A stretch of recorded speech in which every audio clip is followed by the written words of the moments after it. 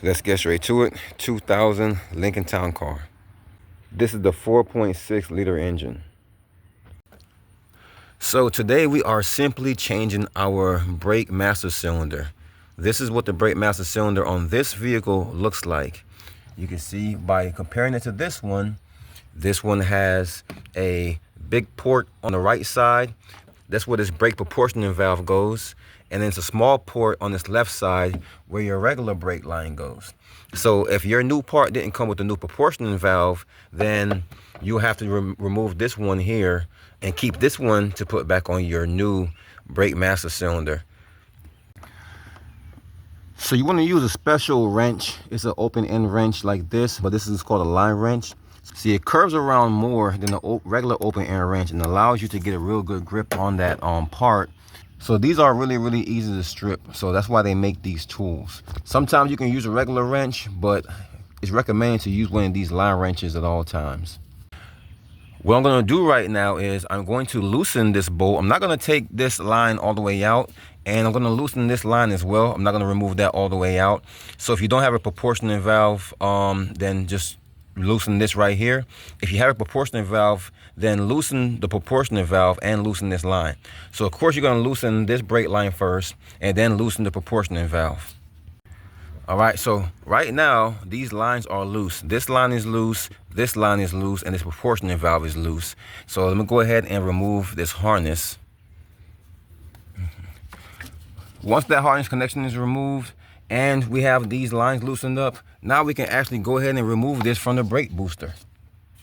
All right, so we're gonna get ready to take these nuts off of here. It's a 14 millimeter to get this off.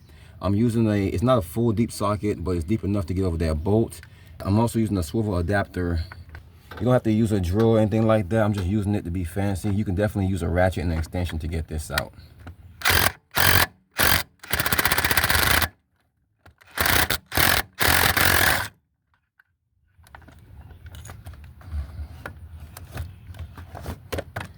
So as you can see, I already got the one out on that side. So this thing is ready to go now.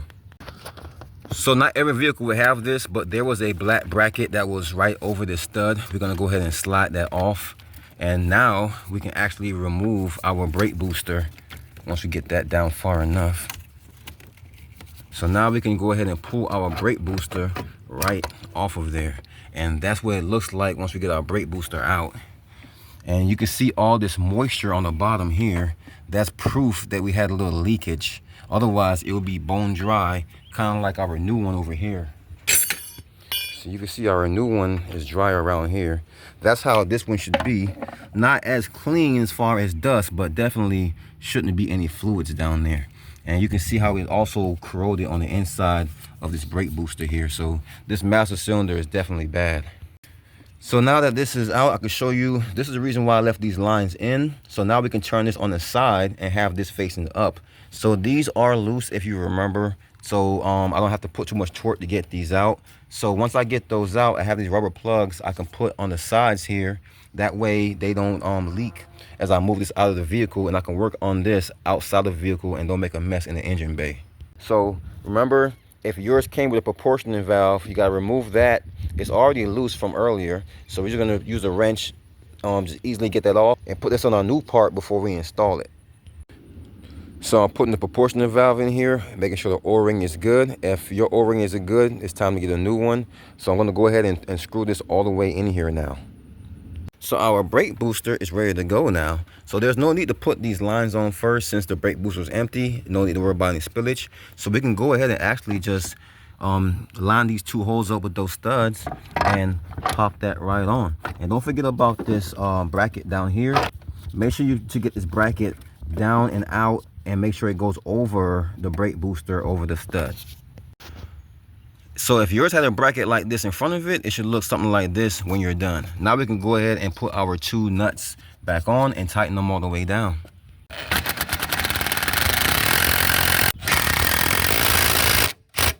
Okay, so we're nice and secured to the brake booster.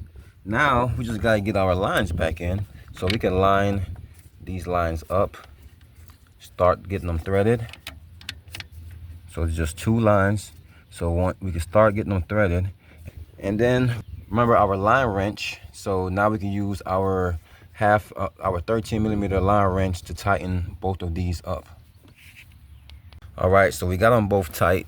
Now we don't make them too tight because we gotta bleed this anyways, and we gotta loosen these to bleed them.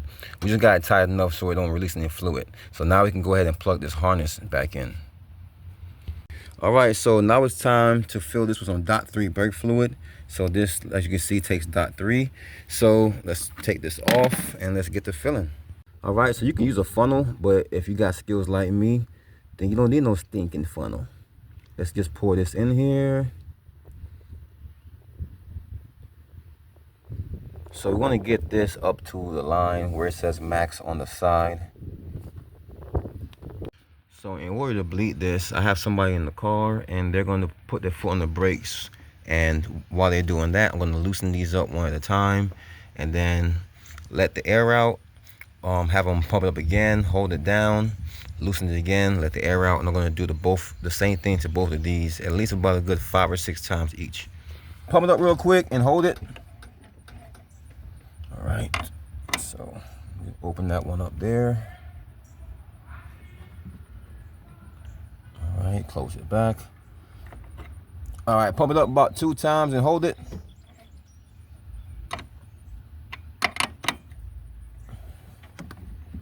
Okay, close it back. All right, again.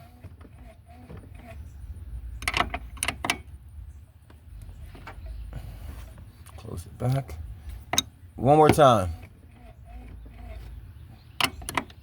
Okay, I don't see any air coming out, so that might be a good thing. All right. Pump it up 2 times and hold it. Look at all that. All right. All right, again.